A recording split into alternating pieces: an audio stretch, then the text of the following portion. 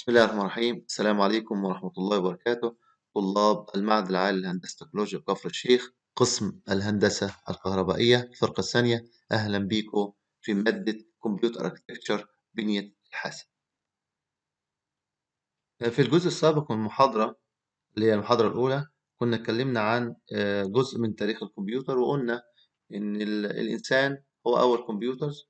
طبعا قلنا إن الإنسان كان بيعد على صوابعه ويعد على الحصى وكده. بعد كده تم إنتاج بعض الأدوات اللي كانت بتساعد الإنسان في عملية الحسابات بتاعته، سواء بقى ضرب أو جمع أو قسمة. وذكرنا من الأدوات اللي استخدمها الأباكوس والنيبيوس بونز، وده كانت 1617. 1623 تشيكارد كالكوليتنج كلوك، و1632 السلايد رول. ده اللي احنا اتكلمنا عليه المرة اللي فاتت. وإن شاء الله رب العالمين في الجزء ده من المحاضرة اللي هو الجزء الثاني هنكمل جزء من تاريخ الكمبيوتر. سنة 1642 باسكال ده في فرنسا. ده كان شاب عنده 19 سنة، حاول إن هو يساعد والده. كان والده ده جامع ضرايب، فساعده بإن هو فعلا عمل أول آلة حاسبة ميكانيكية. الآلة الحاسبة دي سموها باسكالين، وكانت هي بتجمع، وكمان أصبحت إنها بتطرح. باسكال يعني عمل حوالي 50 نسخة من الآلة دي. كانت طبعا بالتأكيد في الفترة دي كانت غالية جدا، وكمان الأكيورسي بتاعتها ما كانتش عالية. بالنسبة للأديشن، هو يجمع كان أمر إن أنت مجرد التروس اللي موجودة دي كان بيحركها ناحية اليمين، وكانت آلية معينة هتشوفها في فيديو. أما موضوع الطرح فكان يستلزم إن هو يحرك التروس للاتجاه العكسي. فهو ما استخدمش الموضوع بالطريقة دي، لكن استخدم تريك رياضي باستخدام الناينث كومبلمنت. هتشوف الكلام ده في الفيديو، وقدر فعلا ان هو يستخدم الآلة دي في عملية الجمع والطرح. Pascaline or Pascal's calculator. Pascaline was the world's first mechanical calculator invented by French mathematician and philosopher Blaise Pascal in 1642. There are input dials and output windows on the top of the Pascaline. Inside each of the dials, we can see a small drum with digits 0 to 9 written on it. Each drum has two rows of numbers, one below the other. Every time when an addition takes place, the top row of the output windows are covered with a horizontal slat. Through the bottom windows, you can see the results of the addition. The top row shows you ninth complement numbers, which helps you in doing subtraction. Each input dial is divided into 10 parts using spokes. In order to enter a digit you need, put a stylus into the middle of appropriate spokes. You need to rotate the spokes clockwise till the spokes you rotate reaches the metal indicator or fixed stop located at the bottom of the dials. Entering numbers consecutively in the dials displays their sum on the output windows. For example, if we want to add 38 plus 42, the first thing to do is entering the numbers 3 and 8 in the rightmost dials respectively, like this. Basically, this is the row of ones and this is the row of tens. I entered 3 in the tens place by putting the stylus in the appropriate place and rotating it clockwise until the fixed stop is reached. That will show the value 3 in the output window in the tens place. Same procedure is to be followed to enter 8 in the ones place. Put the stylus in the correct place and rotate the spokes until it shows 8 in the output window on ones place. To add 42 with 38, you have to dial 42 with 38 using the same procedure. In the tens place, we have 3. We need to add 4 to that. Move the spoke near 4 clockwise till it reaches the fixed stop. That makes the value in the tens place 7. Now we need to add 2 in the ones place. For that, rotate the spoke near 2 till it reaches the fixed stop. That will make the value in the ones place 0 and it automatically adds 1 to the 7 in the tens place, making the value in tens place as 8. That happens because the value of 8 plus 2 is 10. The digit 0 stays in the ones place and carries the 1 to the tens place, making the value in the tens place as 8, which is 7 plus 1. Same like normal addition. So we got the value 80 in the Pascaline and that is the right answer. In order to start a new series of addition or subtraction, you need to clear the value which is already stored in a Pascaline. The clearing is done by setting all the input values to 9 and adding 1 to the digit in the lowest order in the Pascaline. You can set all the dials to 9 by moving the marked spokes in each dial clockwise towards the fixed stop.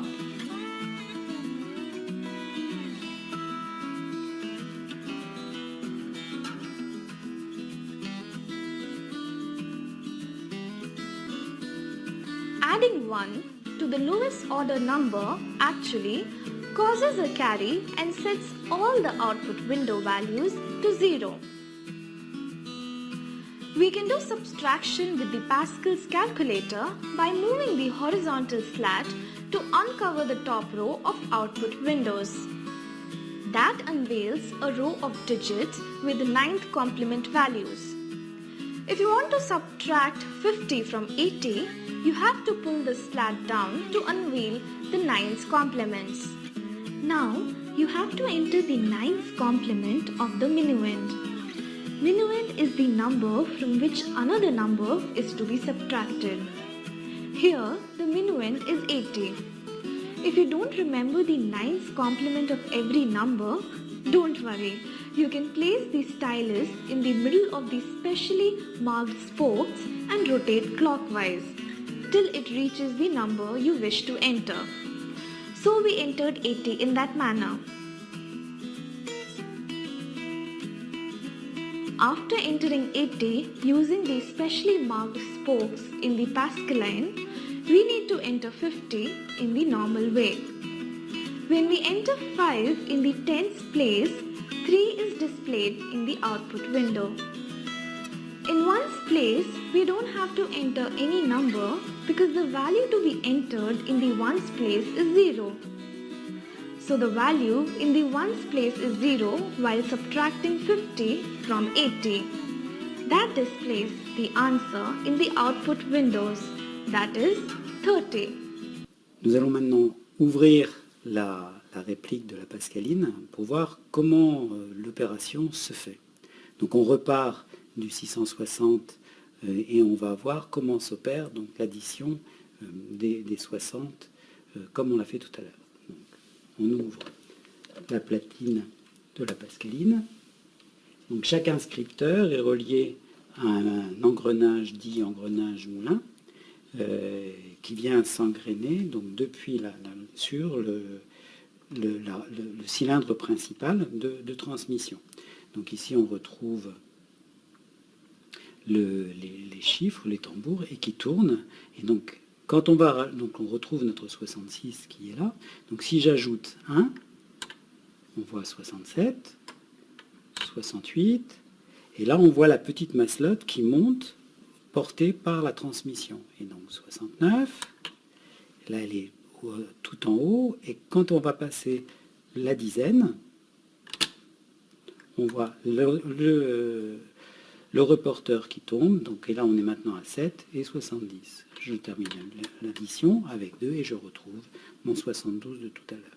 Donc les inventions fondamentales de Blaise Pascal, c'est plusieurs choses. C'est la transmission, la masselotte qui permet le report des retenues, le petit mécanisme qui permet l'anti-retour, donc la rotation ne peut se faire que dans un seul sens, et elle permet aussi de bloquer l'affichage pour qu'un des chiffres soit en face des fenêtres. Et enfin, l'affichage donc du nombre qui donne le résultat de l'addition. En dessous, ce qu'on voit apparaître, c'est un affichage qui est inversé par rapport à l'addition et qui permet la soustraction par le complément à 9, mais ça, c'est une autre vidéo. Nous allons faire donc une addition avec cette réplique de Pascaline de la machine de Blaise Pascal qu'il a inventée entre 1642 et 1645. Donc on va ajouter 640 à 20 dans un premier temps. Donc je mets sur les 6 centaines le stylet, sur les 4 dizaines le stylet, et on a 640 en lecture directe sur l'affichage. Et maintenant on va rajouter 20, donc pour rajouter 20, je vais rajouter 2 dizaines, et on a 660 donc sur l'affichage en lecture directe. Supposons maintenant que je veuille rajouter à nouveau 60, donc je vais remettre le stylet sur 6 dizaines.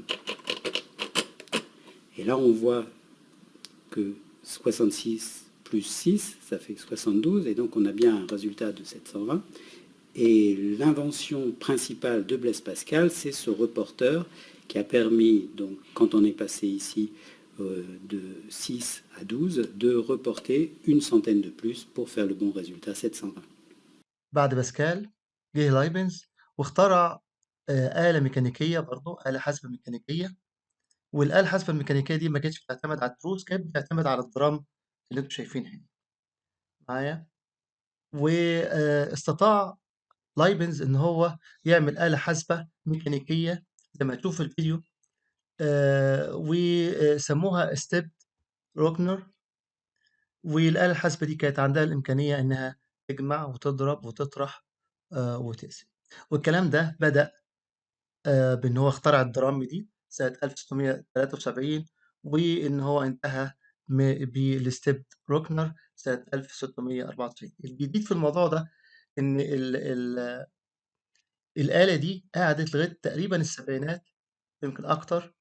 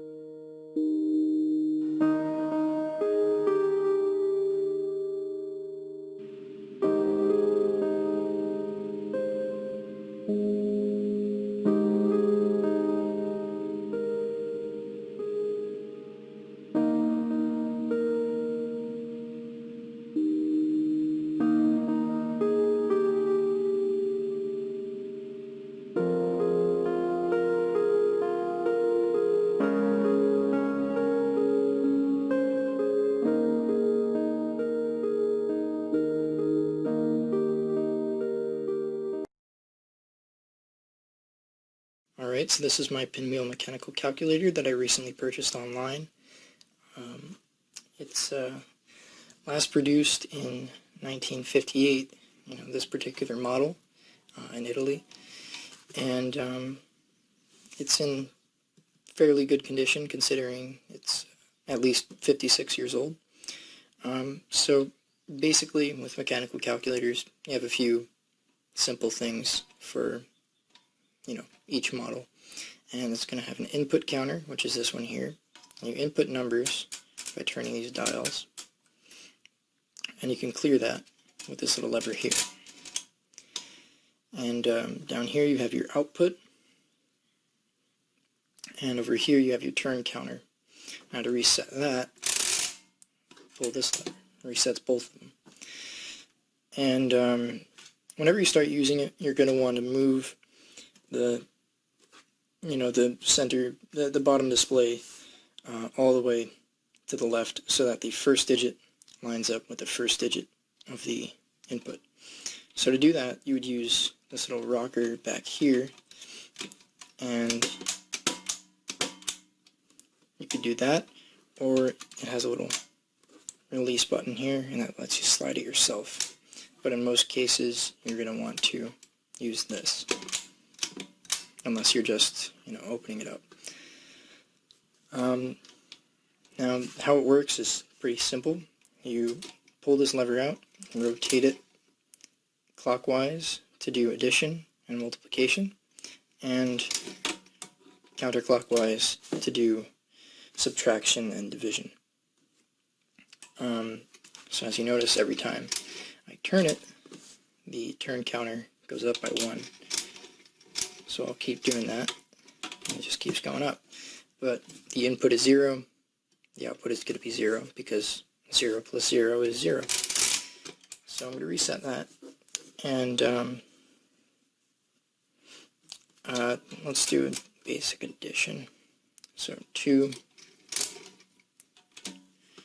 times 1 is 2, and 2 times 2 is 4. So basically what I did was 2 plus 2 equals 4, but at the same time it's multiplication because I'm using the same number over and over. If I were to do, 4 plus 25, we would get the answer 29. And when you're doing that, you would just disregard the turn counter because it doesn't matter how many times you turned in a addition problem. So I'm going to reset the calculator, and let's take a number like 25, add that to the bottom, and then clear that and subtract 3.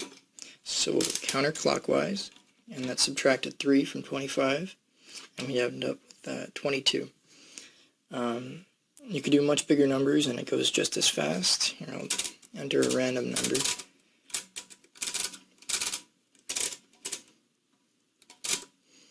There we go.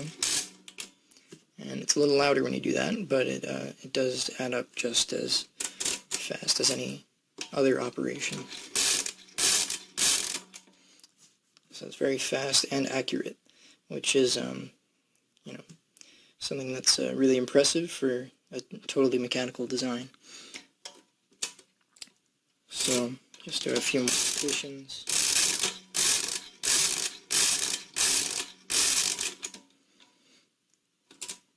You could also do subtraction. It is a little harder to pull the lever when you do have a lot of numbers, but it's not too difficult. Alright, so I'm going to reset everything there. Oh, and another thing, this switch is basically a, not sure what to call it. It prevents the output from being erased when you do a clear. And you really only use that in division. And to show you an example of division, I'm going to do a big number just to show what it can do. So I want to divide this number, 3,164. So I'm going to move it down there, and I want to divide that by 13. So I'm not going to do anything yet. I need to clear the turn counter, because in division turn counter is your output or your answer. So I'm going to lock the output and reset the turn counter. So now the turn counter is all zeros, and I'm dividing 3,164 by 13. So what you have to do is you move over until the first digit of the input lines up with the last digit of the first number, and you're just going to subtract. Now see what I did there? I'll roll back so you can see it again. I tried to subtract 13 from 3. So what that does is it goes to a negative number, and this can't do negatives, so it just shows all nines, and it makes a little bell sound. So when that happens, you just shift over like that, and then try again. Keep going until that dings, and then roll back and have it ding again. Then move over, and keep going.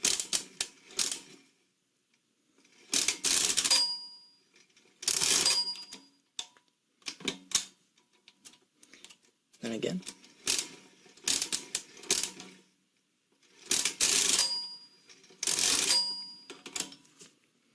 So now we get our answer over here. Now when you roll back counterclockwise, the numbers on the turn counter are red. So I'm going to move it so you can see a little better. Maybe not. Yeah, there they are. 243 is our answer. Now that's not right because there is a remainder, and that is displayed on this counter here. So it's 243 with a remainder of 5. And those are the basic operations of the calculator, and that's pretty much all there is to it, and it could do the same operations you would do on a basic calculator. So that's it, and thanks for watching. بعد التطور اللي حصل في الآلات الحاسبة اللي هي الآلات الحاسبة الميكانيكية، جه جاكارد في 1801 عمل آلة نسيج عندها القدرة إنها تخزن الرسمة بتاعة النسيج اللي هيتنسج على كروت مثقبة punched wooden card، كروت خشبية مثقبة. الحقيقة إن التطور ده كان هو أساس الكمبيوترات الحديثة أو الحاسبات الحديثة اللي موجودة. إزاي؟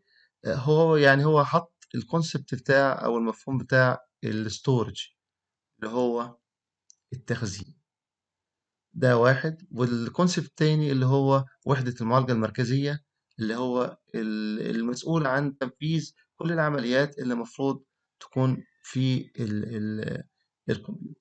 طب ازاي الكلام ده؟ وحدة المعالجة المركزية هي الآلة ذات نفسها، ووحدة التخزين هي البانشيت كارت. والبانشيت كارت كان هم زي ما قلت بيخزنوا عليها الرسمة بتاعة النسيج اللي هم عاوزين ينتجوه، وكان التخزين ده على شكل ثقوب. وهنشوف الكلام ده في السلايدز اللي جاية، وكمان في الفيديو اللي احنا هنعرضه.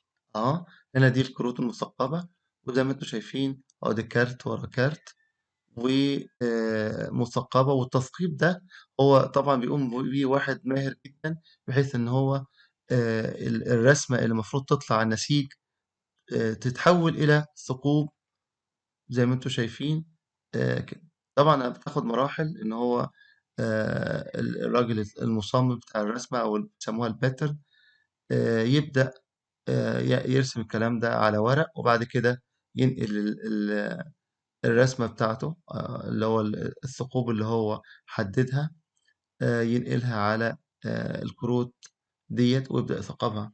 هي ديت برضو الآلة، وزي ما انتم شايفين الكروت موجودة. ده برضو رسمة من للآلة، آلة النسيج ديت من الداخل. هنا عاملة واقفة على المكنة، وده برضو شكل تاني للكروت المثقبة أهو.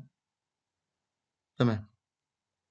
يبقى احنا نقدر نقول هنا إن جاكارد حط مفهوم أساسي لعلم الحاسب الآلي اللي هو أو لتصميم الكمبيوتر اللي هو وحدة المعالجة المركزية والستورج اللي هو وحدة التخزين.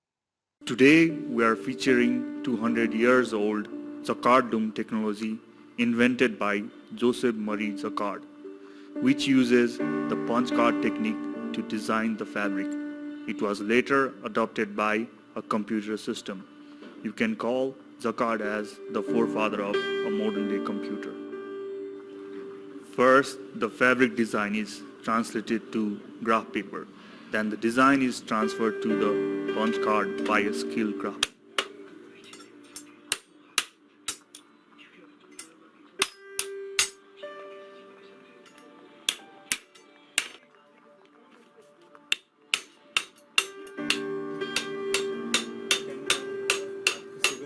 Each punch card represents one row of pattern, and a series of punch cards are assembled to complete the design. Then this chain of punch card is attached to the Jacquard machine.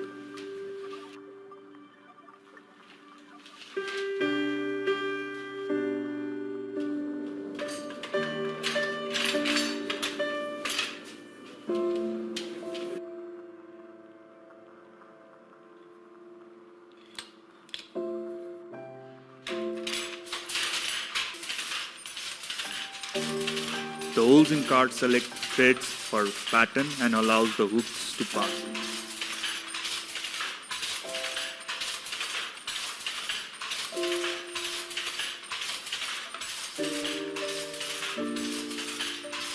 Lastly, the fabric is created by passing threads over and under using the shuttle.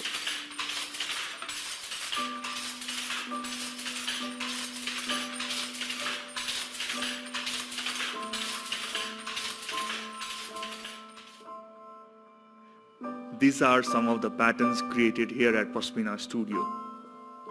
Since we are working with probably the last generation of Jacquard craftsmen in Nepal, here at Pascaline Studio we are keeping the authenticity of Jacquard tradition alive.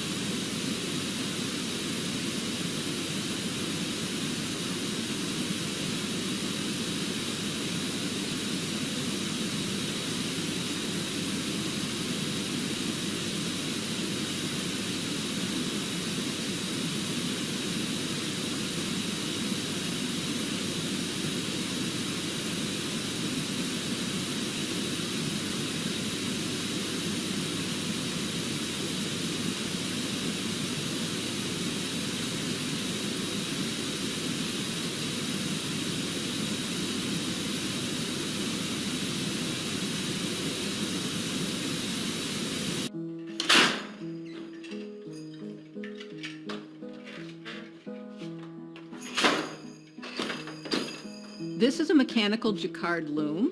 This technology was developed in France in 1803 by a weaver named Joseph Marie Jacquard. The key thing about this loom is that it controls every warp thread, the threads that go from the front to the back of the loom, individually. Because it can do that, the loom can create very complex, fancy patterns in the cloth more quickly and with greater accuracy than the technology available before this loom was developed. These cards are what carry the instructions that are read by the apparatus on the second floor that tells the loom what pattern to create. The holes in the cards are read by a series of pins up in the apparatus, and those holes tell the apparatus which threads down here should be raised for each pass of my shuttle across the warp. Some of you might recognize these cards as looking similar to computer punch cards. Back in the early days of computer technology, punch cards carried the instructions that told the early computers what kind of calculations to do. So this loom is the great-great-great-grandfather of the computer technology that we all use today, and that technology started with a machine that produces cloth. إلى الآن قدرنا نتعرف على جزء من تاريخ الكمبيوتر، ويمكن تلخيصه كده إن هو 4 مراحل. المرحلة الأولى الناس، الكمبيوترز كانوا هم الناس، وكان بيعد على صوابعهم والحصى وكده. المرحلة التانية الإنسان بدأ يخترع تولز زي الأباكوس والنيبيرز بون سنة 1617، التشيكرد كالكوليتنج كلوك 1623، والسلايد رول 1632. دي تاني مرحلة. طب تالت مرحلة كان إيه؟ اللي هم بدأوا يعملوا الميكانيكال كالكوليتورز اللي هو الآلات الحاسبة الميكانيكية، وده سنة 1642 تم إنتاج الباسكلين. سنة 1673 إلى 1694 الستيب روكنر. يبقى دي تالت مرحلة. رابع مرحلة ظهرت مع مين؟ مع جاكارد لوم، اللي هو لما عمل آلة النسيج بتاعته، وكانت دي يعني نقطة تحول أو وضع أسس لمفاهيم الكمبيوتر الحالية، واللي هي زي ما قلنا اللي هو حتة الاستورج ووحدة المعالجة المركزية. والاستورج كان في آلة النسيج بتاعت جاكارد اللي هي كانت البانشت كارد، والسي بي يو كانت الآلة ذات نفسها اللي بتقوم بعملية النسج. بعد كده هتقدر تعرف في المراحل اللي جاية هتقدر تعرف إن البانشت كارد تم استخدامها لفترات طويلة كذاكرة، طبعا باختلاف الماتيريال بتاعة الكارد ذات نفسه. طبعا جاكارد كان عاملها بالخشب معايا، ديت بدأت تتطور في العصر الحديث، أصبحت أو يعني في العصور الأولى من الكمبيوتر أصبحت ورق. فإن شاء الله رب العالمين في الجزء الثالث من المحاضرة هنبدأ نتعرف على إزاي بدأ تصنيع الكمبيوتر. شكرا جزيلا.